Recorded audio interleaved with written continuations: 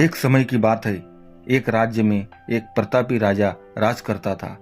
एक दिन उसके दरबार में एक विदेशी अंगतुक आया और उसने राजा को एक सुंदर पत्थर उपहार में दिया। राजा वह पत्थर देख बहुत प्रसन्न हुआ।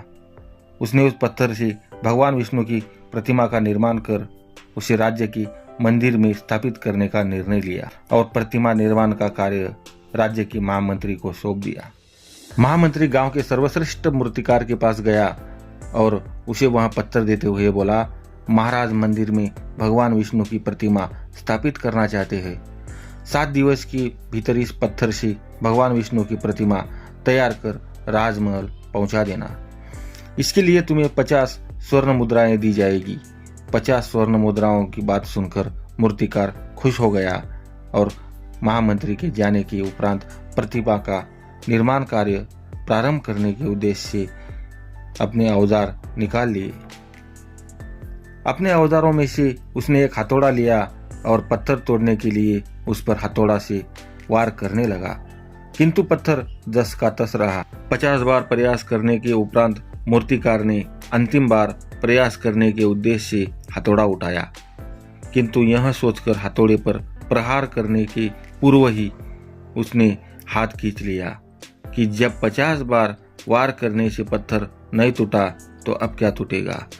वह पत्थर लेकर वापस महामंत्री के पास गया और उसे यह कह वापस कराया कि इस पत्थर को तोड़ना नामुमकिन है, इसलिए इससे भगवान विष्णु की प्रतिमा नहीं बन सकती।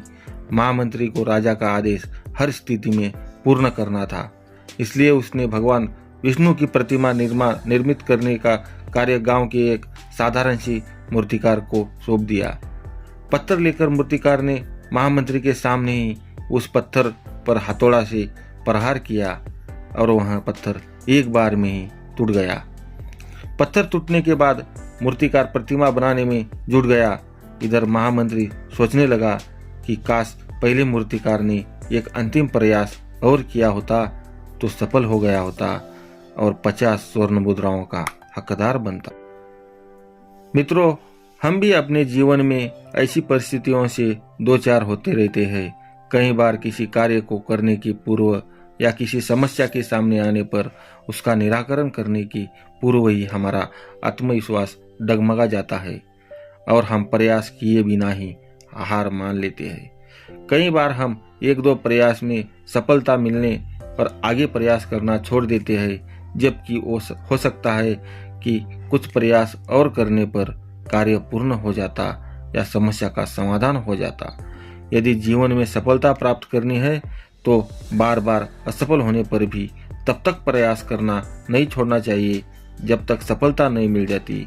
क्या पता जिस प्रयास को करने के पूर्व हम हाथ खींच ले वही हमारा अंतिम प्रयास हो और हमें कामयाबी प्राप्त हो जाए। ऐसे ही दिलचस्प वीडियो को देखने के लिए चैनल को सब्सक्राइब करो और नोटिफिकेशन को ऑन करो। धन्यवाद।